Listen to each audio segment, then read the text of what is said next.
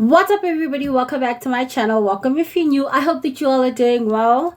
In today's video, I am going to be doing a book review of my second book that I read this year, and I am so excited. So this is the book. It is called Sing You Home by Jodi Picoult. In my previous video, the book review that I did on the Danielle Steele book, I showed you guys the library copy that I was reading, and I finished that library copy and put it back, and I did not get this book until a couple of months ago. This book I got secondhand. I don't remember from where, but I got it secondhand, and I'm so excited. I wonder if I can take this off. I'm gonna try. But the thing is, when it's on the shelf, it's not a problem because you can only see this part. But anyway, I'm so excited. I am so excited. Woo! Let me compose myself, shall we? Alright, so I'm going to talk about this book. First of all, I just want to say it has been a hot minute. It has been a couple of months since I filmed absolutely anything at all. Especially book related. I filmed other things, just didn't post them because there's so much editing that goes on. It's like little vlogs. There's like pieces here and here and here and here and here, and I'm not done with them. I'm still filming them. However, this is the first time that I'm getting to sit down and talk to you guys. I'm going to give you guys a little bit of a life update, even though this is not about that. It is currently the 23rd of August. I have been dealing with some of the worst, I don't want to say depression because I'm not necessarily very depressed, but anhedonia. I just learned that's what it's called. I've just been feeling meh and feeling like I don't want to participate in anything at all in this life, you know. I've been doing things because I'm expected to do them, or because if I don't do them, nobody else is going to do it, or because it's my responsibility, and if I don't take on the responsibility, there's nobody to take on my own responsibilities. And I've just been in this weird space until recently when I finally learned there was a word for it, anhedonia. Excuse me. I'm 27 years old and 7 months. 27 years and 7 months old, and I still did not know that there was a word for it, and I did not find out until I saw a TikTok on it, and I was like, mind-blowing. But anyway, now that I know what it is, I feel so much more positive. I'm not beating myself down. I'm not allowing myself to wallow in guilt and feeling like, oh my goodness, I'm not doing enough, or feeling like, am I failing myself, or whatever the case may be. I actually feel like I can finally work with myself because I'm not in a space where I'm mad at myself the whole time. I'm in a space where I'm okay. I realize that, okay, it happens to some people. Actually, a lot of people. Happens to a lot of people. It's got a name. There are possible causes, and there are possible solutions to it, or way to heal from that. So I feel more positive. I'm just like, you okay, we're gonna ride it out, we're gonna do whatever we can. And today I had a particularly lovely day. I had a meeting with a bunch of people who are like-minded, and people who are motivated, and people who want to do great things and are willing to take it one step at a time. Nobody's expecting Rome to be built in a day. Everybody recognizes that Rome is not built in a day. Everybody recognizes how much time and energy it's going to take for us to get to where we want to be. It was just so lovely to see that. It was so lovely to see that. I feel like in almost every space that I'm in, there is this idea that, oh, things need to happen right now, and oh, if it's not happening right now, it's never gonna happen, and if it's not happening, then we might as well just leave it, and you know, forget about it, because then it's not gonna happen. So I'm happy to have been around people who recognize how much work things take, and people who are willing and ready and able to go into people are realistic about it, without being pessimistic. It's weird because I've never had that before. I've always been around people who are pessimistic or overly optimistic. Like, never people who are optimistic about what's going to happen, but while simultaneously being realistic, you know? I don't even know if I'm making sense, but we're going to get into this book. I read this book, hold on, I forgot to check. Okay, so I read this book from the 28th of January until the 14th of March, which is a long time. It's more than a month, and I understand It's a big book. It's very long, and there were days when I would go without reading it at all. I think one time I went an entire week without reading because I was like, let's give it a chance. Maybe let's let it breathe a little bit and then we'll come back to it. And I only started really reading it when I started panicking about graduation, because I graduated this year. When I started panicking about graduation, I was like, oh my God, I need to get my mind off of things. And I finished it. Granted, this was a month ahead, but still. This book had me on an emotional roller coaster. Okay, this book had me crying, not because I felt sorry for myself or because of things that were happening in my life, but it had me crying for the people who are experiencing the kind of things that I experienced in this book. And there was a theme there that struck a little too close to home, but we'll talk about it. So first of all, I've got my notes down because I haven't read this book in a while. I had to go back and skim through it to remember some things. So I wrote my notes down. So this is kind of scripted, but not exactly. So this book is about this woman. Her name is Zoe Baxter, and she's married to a man named Max. And they have been struggling to conceive. I don't want to ruin it too much, so I'm not going to give a lot of details, but I'm just going to give you guys a backstory so you know what it's about in case you're interested in reading it. So they are struggling to conceive, to have a baby, and so they go through IVF and all the things that go along with fertility treatments. It is the weirdest, the worst. And I feel like this book kind of solidified for me that I don't ever want to go through this.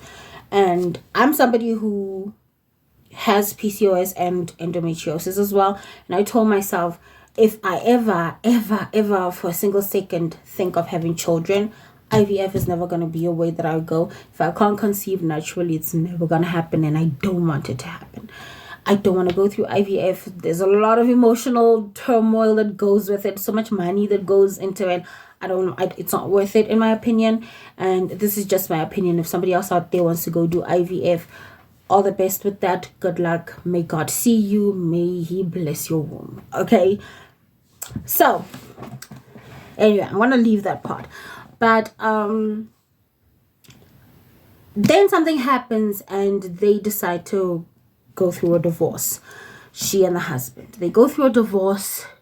It's grueling. It is not fun at all. I don't think divorces are fun, but this one was particularly hurtful even to read about. I felt so sad, and I felt a sense of being desolate and despondent that they were feeling. Again, Jodi writes emotions so well. I keep doing this and you can't even see her name. Jodi writes books so well. She writes emotions so incredibly well. If I could write half as good as Jodi could, oh, goodness gracious, I'd be tugging on heartstrings too. She's wonderful. But I felt so bad for these people. I felt so much for them. But anyway, this book does not only follow Zoe Baxter and her divorce. So she also works as a music therapist, I think. And she's working with this one teenager who is just going through the most, and she is quote unquote troubled. And she has to work with Zoe. And at first it's kind of difficult. I expect that it's like this with almost every therapist who has to work with children, especially where the child does not choose for themselves to go into therapy, where she's expected to go. Either her parents put her there, or the school, or the social worker, or whoever is putting them in that position. I feel like it might be difficult. Heck, even as an adult who has gone voluntarily to counseling sessions, it's kind of difficult in the beginning to open up. And once you open up, then it feels like, oh, I don't know why I didn't do this earlier. But anyway, she's a music therapist, which I think is so cool. And it is because of her being a music therapist that I decided, I need to take my music a little bit seriously. I'm learning music a little bit seriously, but I still can't play that thing. I still don't know how to play my guitar, but I do have a piano that I've been learning. it's such it's so I admire her so much because she had so much patience with this child. And I like that you could tell how she was kind of getting frustrated with the idea that she wasn't able to get to her as quickly as she had hoped. However, she wasn't showing it to her. Like, she wasn't showing it to the girl. To the girl, she was just this patient and calm person. And I really like that. I really, really admire that. It was very cool. So, when Zoe and Max get divorced, Max turns to an evangelical church where somebody he knows already goes. And they welcome him. They make him feel welcomed. He feels like he finally found a place where he belongs. He feels as though he finally found a home, and he feels that he finally found his purpose in life, and he becomes this righteous person. So Max then turns to this church, and he suddenly becomes this self-righteous Christian person who lacks grace for other people, and basically embodies the current Christian movement, where I feel it is so empty of God. And any Christians who are watching this, I'm Christian too, and if you're offended by what I say, maybe you need to go reevaluate your life. But I think the current Christian movement, and I know it's not everyone, and I know it's not every single church, but it's so many churches and so many people that it is enough to deter people from Christ. It is a godless movement of Christianity that we are in, and unfortunately he's in that type of church here where they don't see people. If your life or your opinions are even 1 centimeter off of the mark where they want to be, or where they think they should be, you're not a human being. You're not regarded as a human being. They cannot separate their idea of what needs to be from you as a human being. Like, they will treat you like trash just because you are not one of them.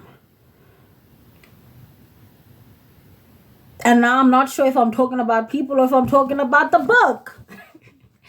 But this is something that occurs, unfortunately. And reading about it, I felt called to reevaluate my life. I felt called to reevaluate who I am, and what I stand for. And not only what I stand for, but what is it that I stand for that I am proud to stand for?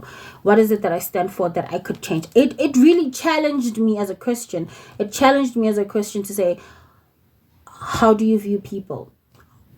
How do you view people's choices, and where people are led, where life leads other people, and how they live their life? Because I think we tend to act like people wake up in the morning and make decisions about certain things, and it's not always the case. And now I will explain later. Let me skip ahead. You guys know what I'm talking about. All right, so I mentioned earlier that Zoe was a music therapist. So she worked with various institutions. She worked at the old age home. She worked at the hospitals. She works with the schools as well. And teenage girl I was talking about that she was so patient with is a girl at the school. This girl's teacher is Vanessa Shaw. I think it was Vanessa Shaw. Yeah, it's Vanessa Shaw. And Zoe and this teacher are, of course, working hand in hand to help this girl out. And this girl is also linked to the church that Max goes to. So you can already tell what must can happen. You can already tell the drama that's about to erupt. But anyway, Zoe and Vanessa are at first talking about this child. Of course, they are trying as far as possible to help this girl out. And then eventually they become friends, so they start hanging out outside of work, like the school where this girl goes and Vanessa teaches. And eventually they fall in love, and it's one of the most beautiful things ever. They fall in love. It is beautiful. It is lovely to watch. I truly, truly, truly felt so happy for both Zoe and Vanessa, especially for Zoe, because I think we kind of saw in the beginning the kind of life that she was living with Max, and seeing how different it is between her and Vanessa. It is beautiful to watch. I was so happy for her. And now anybody who's been paying attention already knows what's going to happen. I don't know what's going to happen, but anyway, Zoe then decides she truly still does want to be a parent, and she wants more than anything to parent alongside Vanessa, because Vanessa is now her life partner.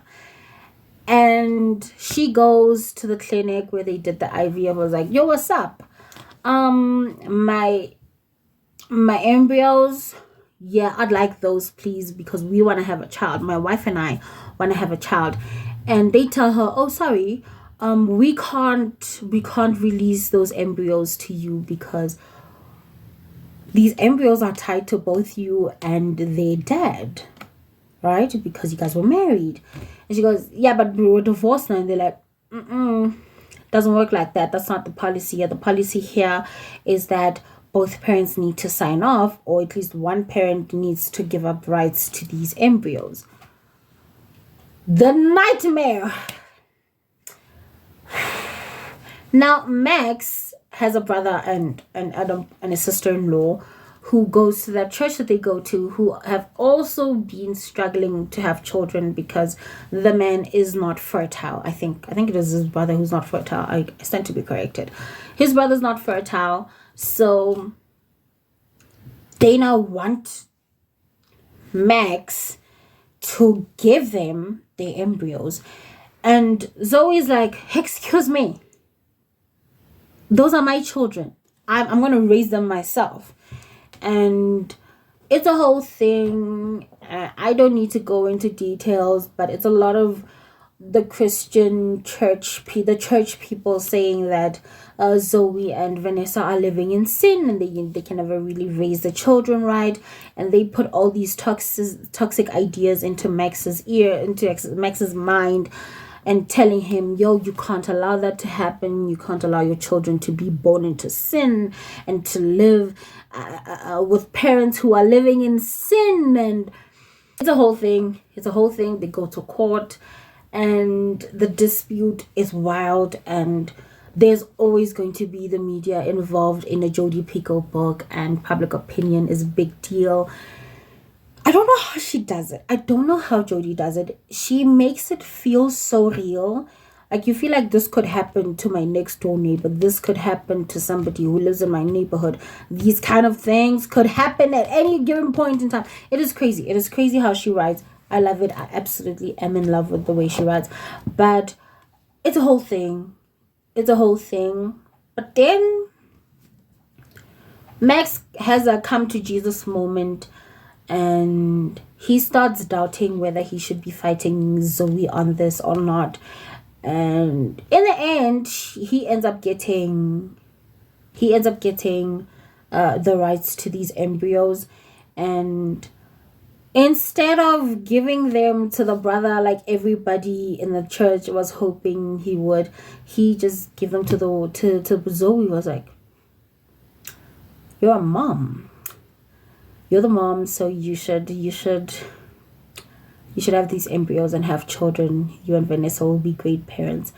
And I'm kind of glad that he had that moment, that come to Jesus moment, because I would feel so sad for those children if they had to grow up in a place where they were so restricted.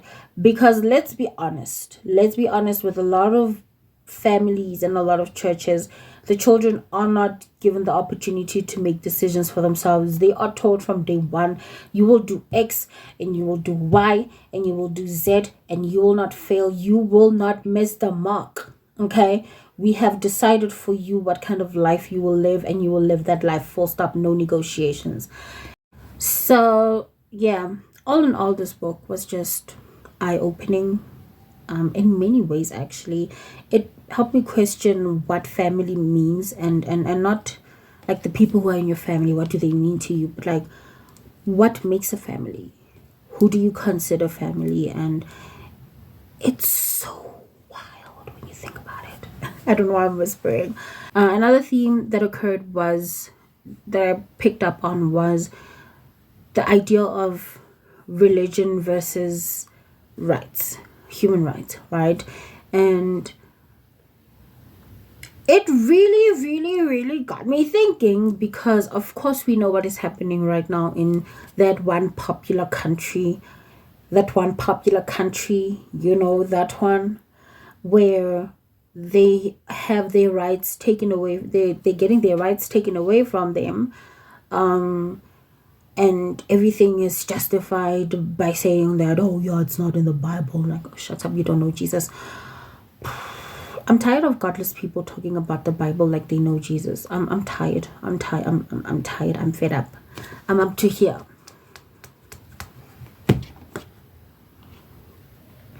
Kimu. Kibato. But anyway, I'm gonna stop. My thing is, I don't like the idea of religious views being imposed on people, especially where there already has been a separation of the church and state. Now all of a sudden they bring it in again.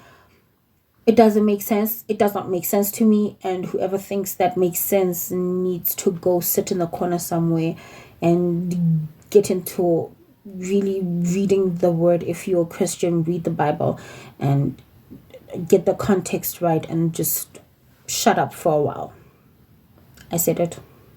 Anyway, another thing is sexuality and acceptance. I feel like even outside of religious groups, if you are not a heterosexual, it is such a wild concept. It is a wild concept. It is a crazy thing. People act like you try to kill someone, okay, by doing that.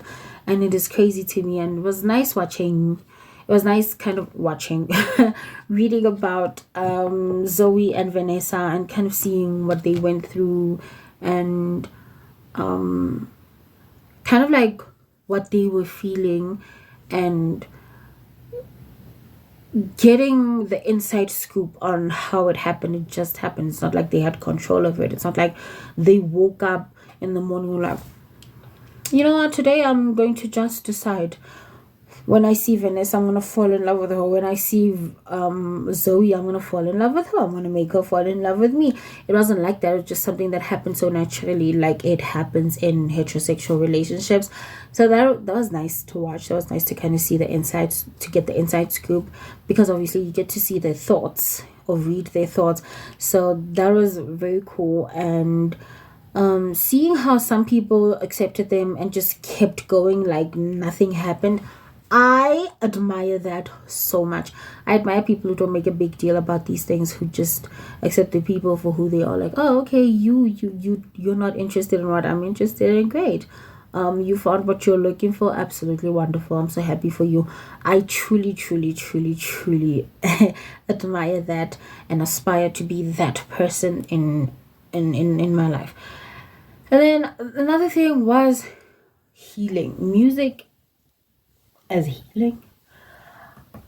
I never imagined that music therapy was a thing. I mean, I know I listen to music when I'm feeling sad. I know I'll sing a song if I'm feeling sad. I listen to worship music a lot when I'm not in a good space. You know, I'll listen to worship music when I'm feeling a little fearful. I listen to worship music when I'm feeling anxious. I listen to worship music to try and lift my moods up when I'm feeling depressed. Actually, I like to listen to praise music when I'm depressed, because it's a little bit more upbeat, gets me a little bit more engaged, also jumping around a little bit and feeling a little excited. But as healing for physical pain, I don't think it was something that I really ever thought of. It's a Highland tour. I never really thought of it, but she did. She played music for people, and their physical pain would be reduced significantly, and I liked that. I truly liked that. It was cool. It was cool to watch. But anyway, it was cool to read. Watch in my mind's eye, maybe. Yeah. But yeah, that's the book. I don't want to ruin it further. I feel like I've said a lot. I said a lot more than I expected that I would. I said a lot more than I was planning to say. But this is the book. It is quite big. So I did not ruin everything for you. It's big conversations I had. Even if you listen to this, there's still so much to go through that I did not say. And also, something that I do like about Jodi Picoult is how there's always like different perspectives of the same thing or a similar story or the storyline, where one is written in the one person's point of view and the other one is another person. And what I like about this book, I don't know if this is with every edition of this book, but this edition that I'm reading now is the same edition that I read back then. And what happened was, with every change of POV, there was a different font used. So when Zoe when it was Zoe's POV, it was a different font from when it was Max, from when it was somebody else. I thought that was really cool. I don't know how I feel about having different fonts in the same book, but I truly enjoyed that, because halfway through the book I started associating that one font with Zoe and the other font with Max. It was nice. And I kind of like that. I don't know if she does this with every book, but I like to think that she does this with every book. With almost every book, there's this extra page on the back where it's not like the last chapter is bleeding onto the next one, where it ends here and the next one starts here. So I really like that, because then it made the font change not too obvious or too jarring, or it's not like the two contrasting fonts were right next to each other, and I truly like that. Something else that I forgot to mention though, which I want to go back, not necessarily to reread the book, but to listen to the music. Every part, I don't want to say every chapter, because there are no chapters in here. Like, they are on like chapter 1, chapter 2, but there are tracks. There's a song that goes on with every part. I think it's 10 tracks.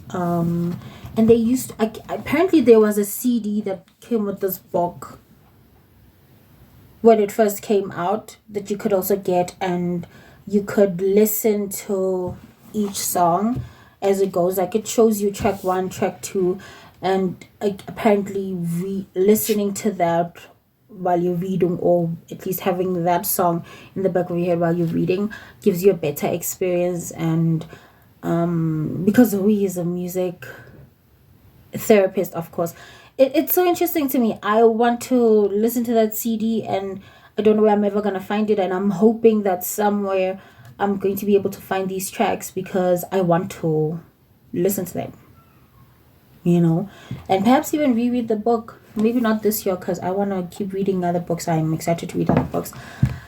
But yeah, after this book I read Looking for Alaska. I'm not going to show the book because it's way there in the back. I'm not going to try to take it down. I forgot to take it down earlier. This book belongs over there, where there's a little gap in the bottom corner. Anyway, I'm going to go head off now and prepare to film the next one. I don't know if I'm filming it now or in the next couple of hours, but yeah. Anyway, you guys, thank you all so much for tuning into today's video. Make sure to follow me on Instagram, on TikTok, and on Twitter at _smangela_, and the rest of my socials will be linked down below. Make sure to like, follow, and subscribe, and share this video with your friends. I love you all so much, all the way to the moon, around the sun, and back again. Bye.